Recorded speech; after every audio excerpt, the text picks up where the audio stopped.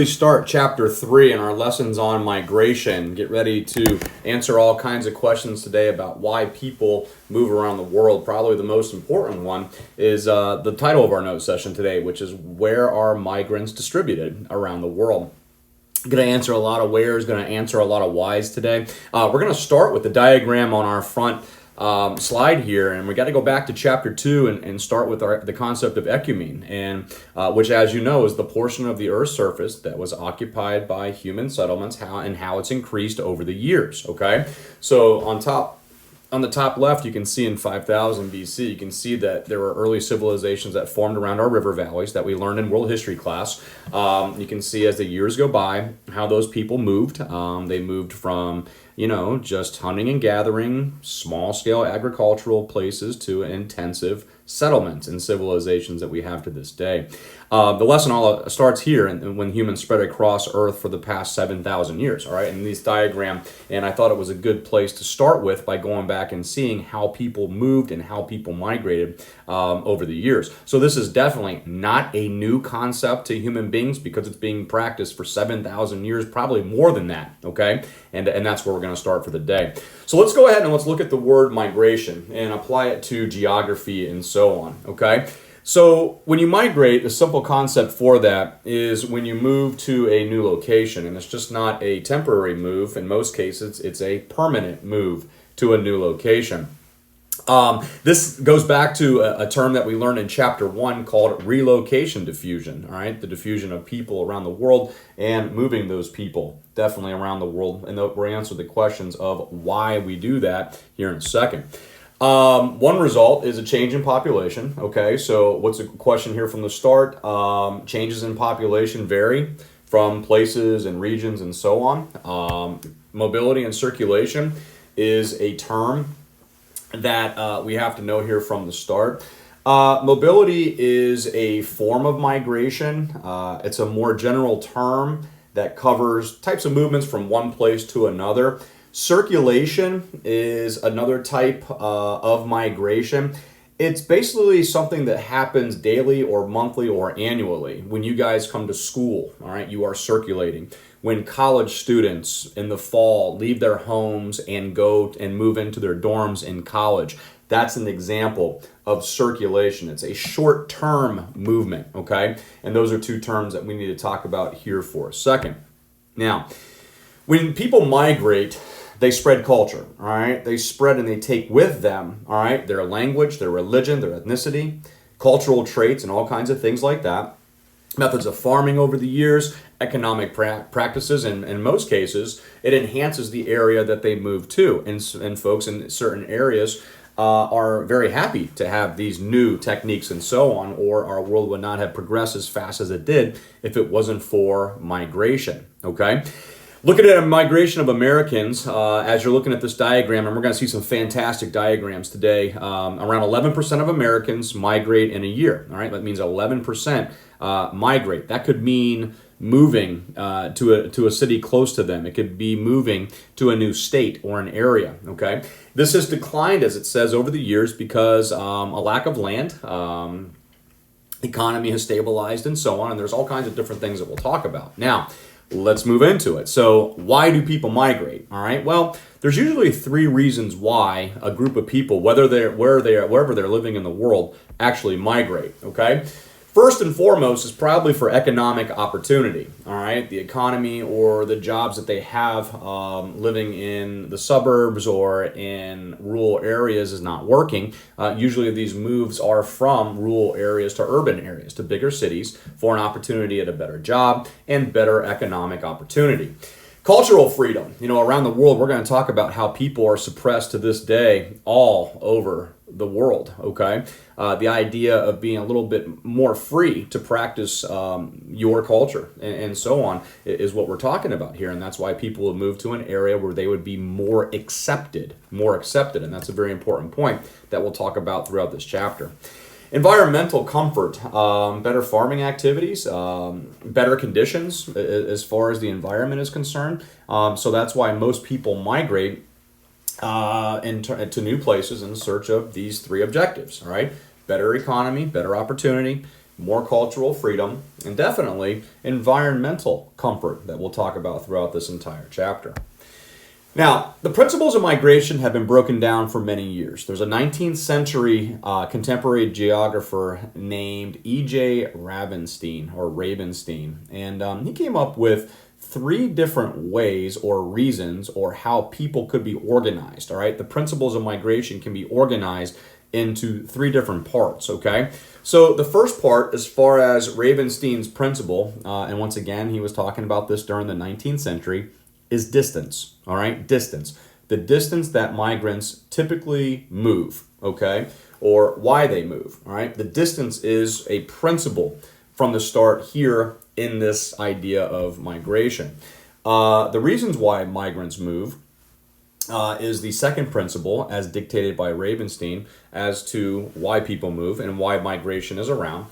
The third principle of migration, according to this contemporary geographer, are the characteristics of the migrants themselves, okay? Those 3 principles dictate this concept of migration.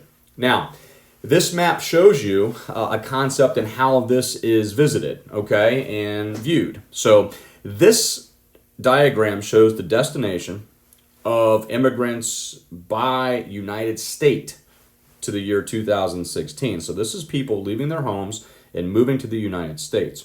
You can see that California and Texas and Florida and New York are the 4 largest states that house immigrants, okay?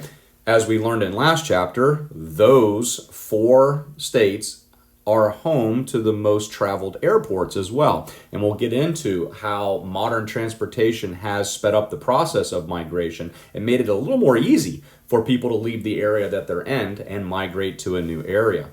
Now, another principle or policy that we'll talk about here is one that was created by a geographer named Wilbur Zielinski. Now, he's going to identify something called migration transition, and it's going to correlate to and relate to the demographic transition that we learned in our last chapter. Now, migration transition is a change in a migration pattern that produces demographic transition. Migration patterns can change socially. It's a result from social reasons, economic changes in an area, and so on that produce demographic transition. Now, I'd like for you to take a second, pause the notes, and I want you to look at this chart because it's going to show you how the effect of migration has on demographic transition, okay? So for stage 1 of the demographic transition, we already know what the characteristics are.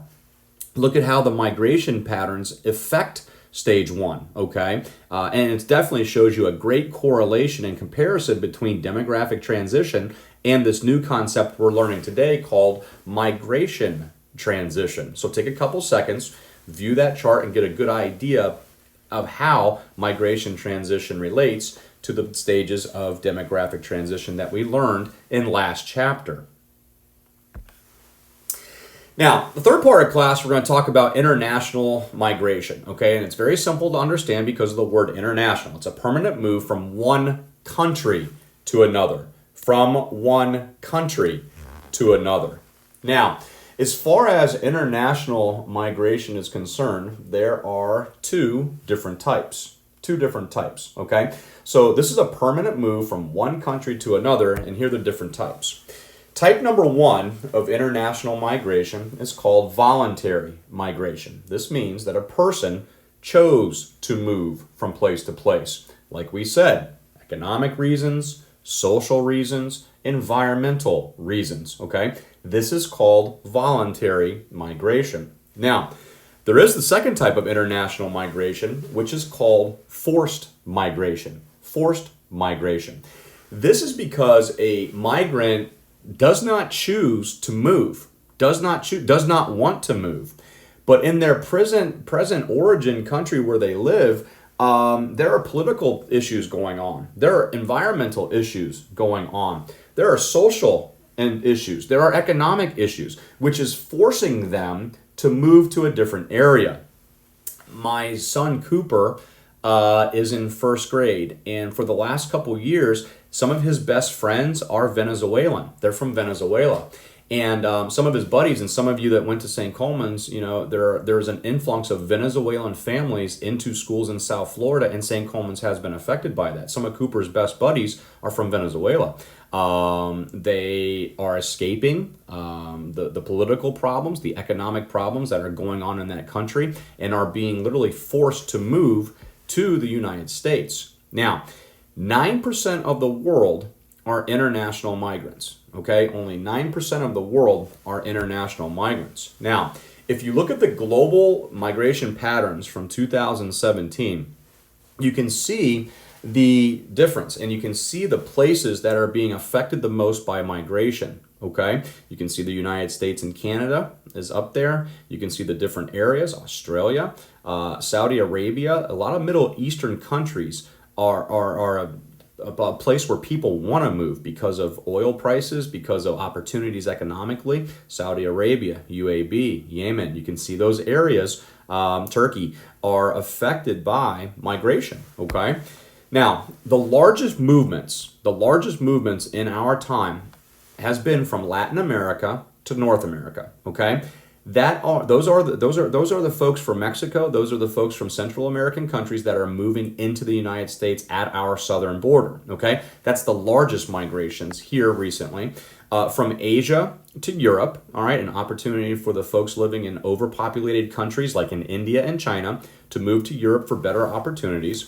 And from Asia to North America. All right, opportunities for folks in China and India and Asian countries to come to the United States for jobs, because to improve themselves and their families and so on. And those are the largest migratory patterns that we have in the world today, in today's time.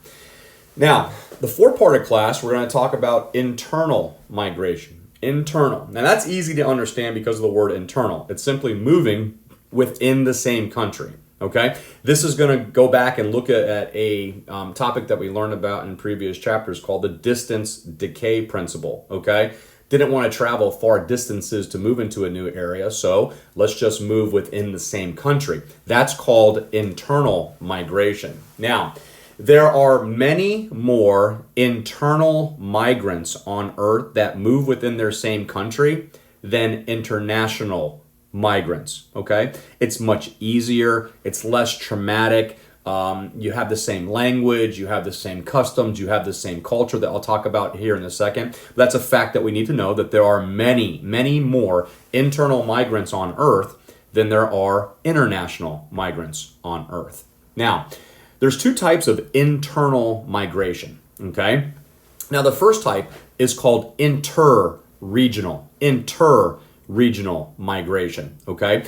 That's when people move from a region to another region, okay? This has historically been the main type, okay? Or the main type of interregional migration has been, like I said earlier, from folks living in the country to folks moving into the cities in search of jobs and so on. Now, the second type of internal migration is called intra-regional, okay? This has been from people moving from older cities to newer suburbs, all right, within the same region. Now, there's a good map of Mexico here that shows you the three different types and how it breaks down, all right? So to review international migration, you can see the arrows moving from Mexico to the United States, all right? Those are people moving internationally from one country to another, from Mexico to the United States. And you also see the folks from Central American countries, all right? From Panama, from Guatemala, places like that that are moving into Mexico, literally moving north into Mexico for better opportunities. Now, the red arrows on the map represent interregional migrations, where people are moving north, all right, closer to the bigger cities and so on. And then you can see around Mexico City, there's a good example of arrows that represent intra-regional. And you can see the patterns forming here in Mexico, which gives you a good example of internal migration and the two types, interregional and intra-regional migration. Now, as I've used that word traumatic earlier in the lesson, basically moves within a country are less traumatic. Traumatic meaning less strain on people, all right? When you move within your own country, you usually speak the same language, you eat the same food, you have the same culture, and so on. So this is pretty common, and it's easy for people to move to areas. Now, one part where it gets a little bit more difficult is when there is basically internal migration within bigger countries. Internal migration within bigger countries. Russia. And Russian people have a problem with this. People that live in the United States, if you move from California to Florida, that's a big distance, right? That's a big distance. There is a culture shock there. There is a culture change there. And that can mean a little more trauma into your move and so on, okay? So there's more distance to be traveled in bigger countries like Russia and the United States and Canada, for example, okay? So it does become a little more traumatic when you move within bigger countries and so on. Now, the fifth part of class today is a lesson that we need to learn on the difference between immigration and emigration, okay? And I have in parentheses a good explanation for that. So immigration is very simple. It's when you migrate to a new location, to a new location. You leave your country of origin and you're moving to. Emigration is when you're migrating from a location, okay? The difference between the two is called net migration. Net migration. The difference between the number of immigrants and the number of emigrants in a place is called net migration. Now, we're going to do some math. Hopefully you guys know your greater than and less thans here. Now, let's break this down a little bit. So, if the amount of immigrants in a place is larger than the amount of immigrants, you have positive net migration, okay? You have net in migration is what we say. So into a country is higher than the immigrants. Now, if the number of immigrants in a place is greater than the number of immigrants, well then that's called a negative, all right? You have a negative, and the region has something called net out migration, net out migration, okay? Two terms that we need to know because in migration and out migration is something that we'll see later on in this lesson and throughout this entire chapter. That's the difference. Immigration is moving and migrating to a location. Emigration is moving from a location. Now we talk about country of origin, all right? A country of origin is the place that on earth people are living in presently and move to. So the country of origin of most people that leave and migrate away from the area is from Asia, okay? You can see the numbers there. Europe, Latin America. It doesn't seem like too many people want to leave North America. It doesn't seem like too many people want to leave the Southern Pacific, obviously, okay? Now, the destination numbers change a little bit, okay? So the destination is where people are moving to. So you can see the numbers there. Asia is high, Europe is high, North America is high. You can see not too many people want to move to Latin America and so on. Not too many people are moving to the South Pacific. Not too many people are immigrating to Africa and so on. Here's a fun fact for you. 258 million people that live on Earth today live away from their country of origin. Okay, they have changed their destination. They have migrated to another area. So of the 7 to 8 billion people that are on Earth, 250 million of them do not live in their country of origin. Now, this diagram shows you the largest patterns of migration from country to country, okay? The number one country on Earth where people want to move to is the United States, We are number one, okay? Of the amount of people that live there, 45 million do not live, or the country of origin is not the United States. Their country of origin is somewhere else. So 45 million foreigners have migrated to the United States by the year 2017 and 2018, according to the United Nations. Okay, we are number one. Now, we're going to break down Europe a little bit. As we're finishing up our lessons here, we're going to break down Europe a little bit, and we're going to definitely break down the United States too, because we've mentioned them as being number one here in a lot of these categories and so on. So the migration patterns in Europe, let's talk about some facts here from the start. You can see the map that shows you the net migration according to the European Union in 2017, the countries that have migrants, all right, people moving into their territories. So Europe has 10% of the world's population. Okay, the countries of Europe and the population of Europe makes up about 10% of the world's population. It's a small number, okay? However, 30+% of the world's migrants live in Europe, all right? That's a big number. So a lot of people have flocked to Europe, mainly for economy purposes, mainly because of location, where they are located in the world in regards to people that are struggling in areas of the world and so on. Germany is highlighted on this map because you can see that Germany, besides if you include Russia, is the most populous country in Europe. It also has the most migrants, okay? Look at the number of migrants per 1,000 inhabitants in Germany, okay? It's loaded, all right? It's absolutely loaded with migrants, all right? Land, opportunity, economy, and so on. There are 78 million immigrants that live there. 47 in our world. 47 million are from Europe. Okay. Now that's how it works. So as we're going through and we're throwing some facts out there, you can look and dissect this chart as we go along. Okay. Now most of the movement in Europe is from south to east. All right. Most of the movement is from the south to the east. And most of the movement of migrants is from the north to the west, okay?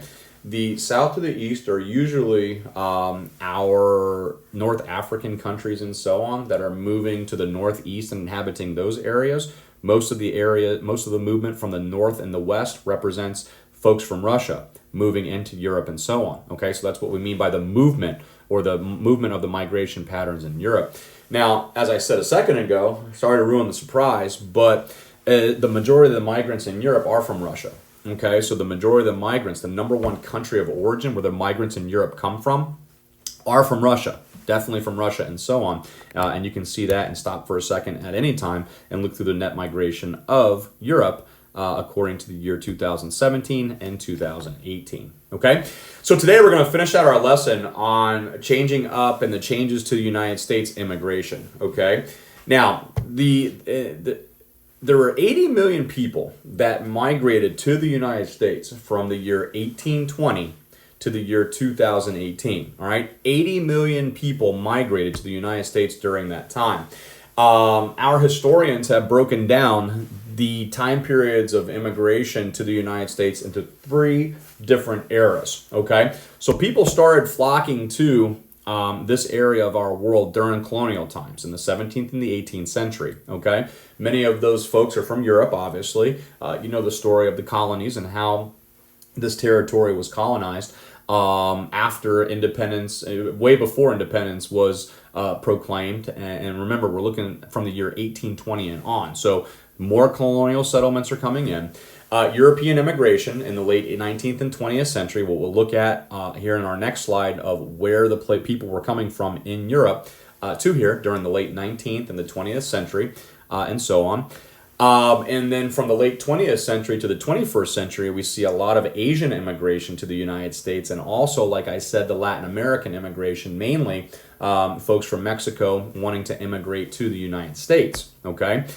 Now, the United States immigration at independence, just to give you an idea about some numbers where we were when we proclaimed independence from Britain. In 1790, the population of the United States was 3.9 million. 3.9 million.